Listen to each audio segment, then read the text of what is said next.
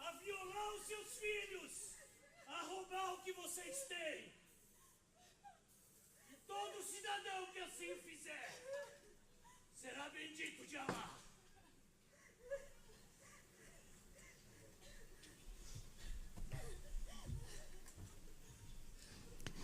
Boa noite, queridos. É isso que tem acontecido em todo o mundo. Pessoas têm sido marcadas com o símbolo Num, que significa nazarenos, cristãos. Nós estamos aqui hoje para poder falar da igreja sofredora. Uma igreja que é mais antiga do que nós imaginamos. Naquela ocasião desencadeou-se grande perseguição contra a igreja em Jerusalém.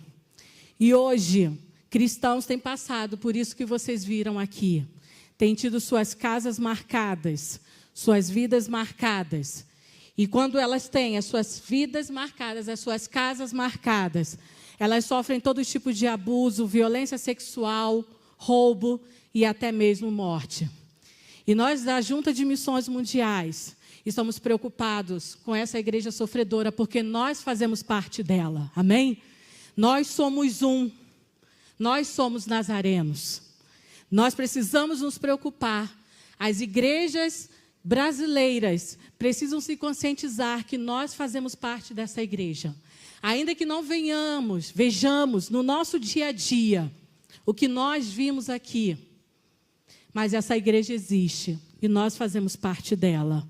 E nós precisamos clamar, precisamos nos preocupar. E a Junta de Missões Mundiais tem se preocupado com essa igreja sofredora. Por que igreja sofredora?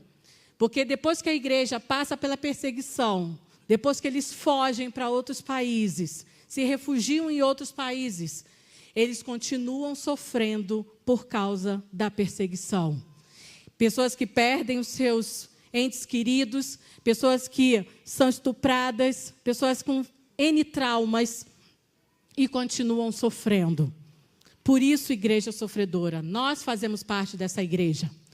E Deus me deu a oportunidade de estar vivendo num desses campos, num desses lugares onde a igreja sofre, onde a igreja é perseguida. Eu trabalhei num país do norte da África. Meu visto lá era de estudante, de árabe. E um dia, a polícia, o governo entrou na minha escola e pediu que todos os alunos saíssem das salas de aula. Começaram a nos perguntar das nossas nacionalidades.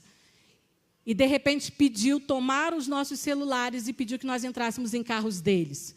Nós entramos nos carros deles, sem eles nos darem nenhuma explicação. Só não nos algemaram, mas em todo momento nos tratavam como prisioneiros.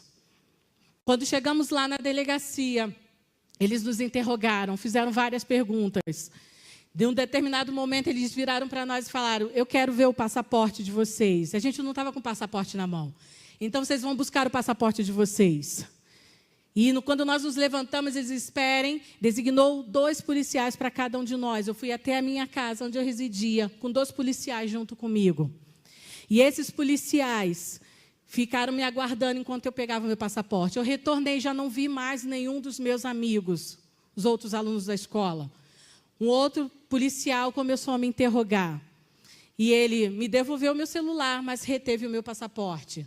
Os dias foram se passando e eu ainda sem meu passaporte. E o que a gente ouvia era que mais pessoas tinham sido pegas para serem interrogadas. Passaram-se alguns dias, eu fui chamada novamente para ser interrogada. E aquele policial virou para mim e falou assim: olha, nós não temos nenhum problema com o Brasil, mas você precisa sair do país. Ainda tentei questionar a ele porque se eu não poderia ficar. Ele disse: não, compre a sua passagem de ida sem volta. Eu cheguei em casa, eu liguei para a Junta de Missões, expliquei a situação, eu falei: não tem jeito, vou ter que sair. E alguns dias eles providenciaram a passagem. No dia da minha viagem, eu ainda estava sem meu passaporte. A escola tinha contratado um advogado para poder estar fazendo todos os trâmites para a nossa saída. E o advogado me liga no dia da viagem, dizendo: Mariana, você não vai poder viajar. E eu disse: por quê? Eles pegaram o seu passaporte novamente para fazer uma nova análise. E foi o primeiro momento que realmente, irmãos, eu fiquei com medo. Porque eu falei: o que eles querem mais? Já me interrogaram 2 vezes. retiveram meu passaporte, me expulsaram do país. O que eles querem mais? Fiz algumas ligações para a embaixada brasileira e o embaixador disse, olha, aguarde um momento que eu vou ver o que eu posso fazer.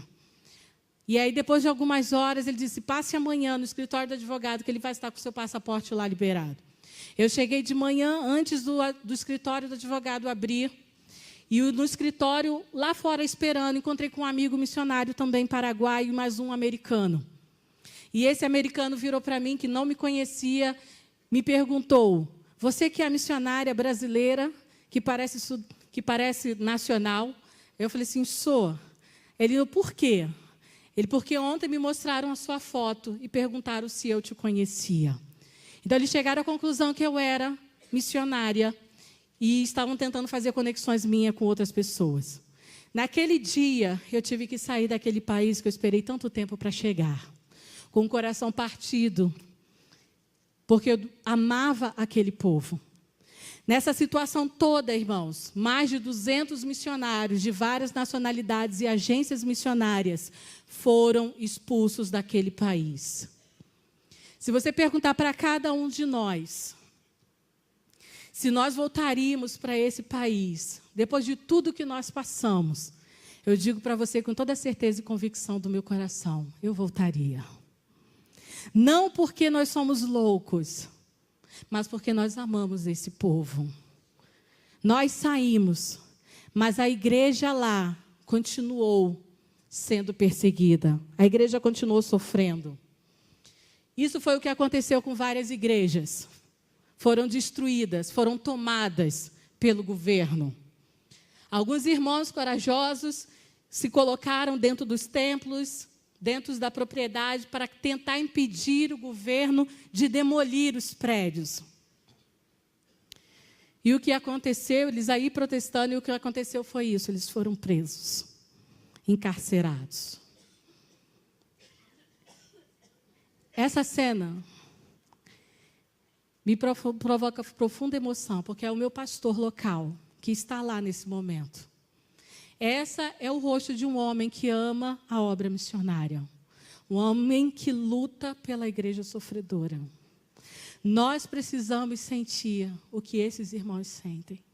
Que diante de todas as dificuldades, diante de todos os problemas, eles estão ali falando do nome de Jesus. Esse é o rosto de um homem que diante de todas as situações chora, porque ama a sua igreja. E nós precisamos entender que nós somos um. Nós fazemos parte dessa igreja sofredora. Nós não podemos mais ficar omissos. Com o decorrer de toda aquela perseguição, eu só fui torturada psicologicamente. Mas alguns outros missionários que saíram depois de mim foram torturados não só psicologicamente, mas também fisicamente. E o sentimento de cada um de nós é que, se pudéssemos voltar para aquele país, nós voltaríamos, porque nós amamos aquele povo. Se pudéssemos voltar, eu recebi um recado depois que eu saí. Avise para a Mariana que se ela voltar aqui, ela vai ser presa e eu não vou fazer nada para poder soltá-la.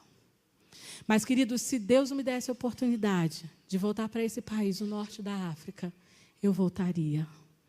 Porque nós amamos essas pessoas e eu faço parte dessa igreja. Eu faço parte da igreja sofredora. Eu faço parte da vida desses irmãos que estão sofrendo nesse exato momento. Quando tudo isso aconteceu, era um final de ano. Talvez você estivesse na sua igreja, não estivesse preocupado com o que estava acontecendo do outro lado do mundo. Mas cristãos estavam sofrendo nesse momento. Vidas estavam sendo ceifadas. Os nacionais sofreram depois. Há relatos de pastores que estão desaparecidos até hoje.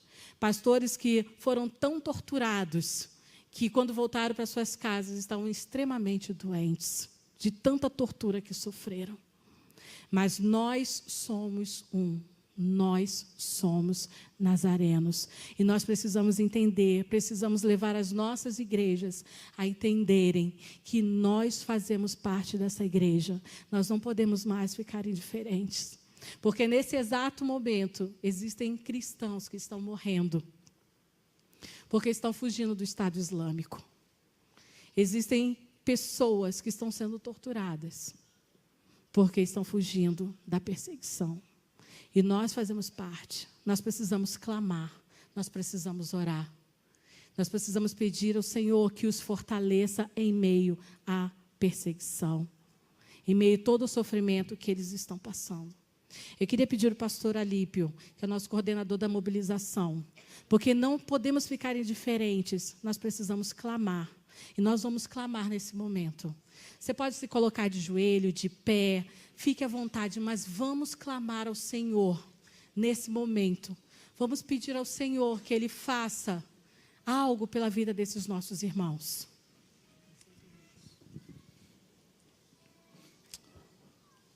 Obrigado, Senhor, pela oportunidade que temos de cultuar ao Senhor livremente, pela oportunidade que temos de ter as nossas Bíblias, o nosso culto, os nossos irmãos, podemos professar a nossa fé, colocar símbolos nos nossos carros, podemos ir lá tranquilo com as nossas famílias, indo para a igreja com camisetas que identifiquem-nos como cristãos, Senhor.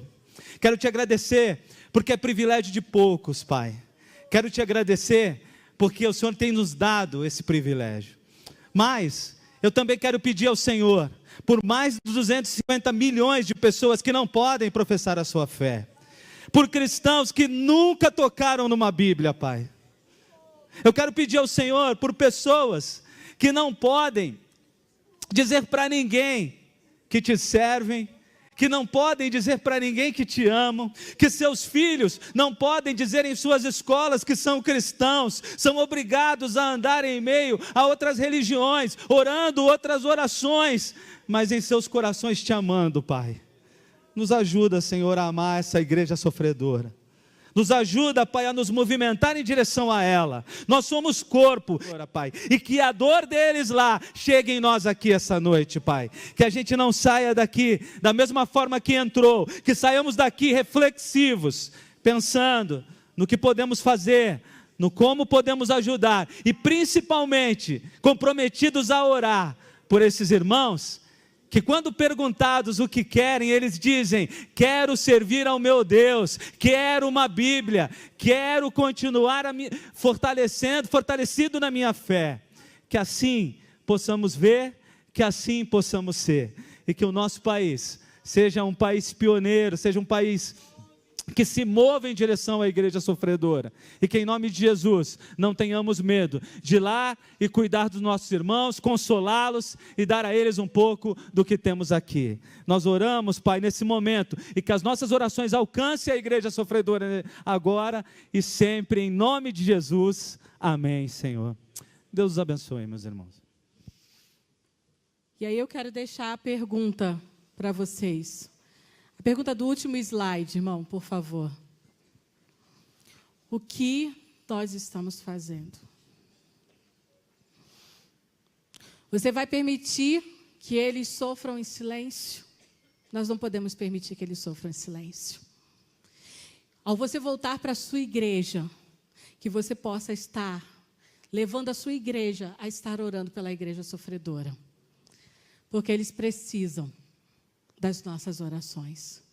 Queridos, que Deus os abençoe, que todos os dias você possa estar orando pela igreja sofredora, que todos os dias você possa se lembrar do rosto daquele pastor, que é o rosto de muitos cristãos em todo o mundo, em nome de Jesus. Amém.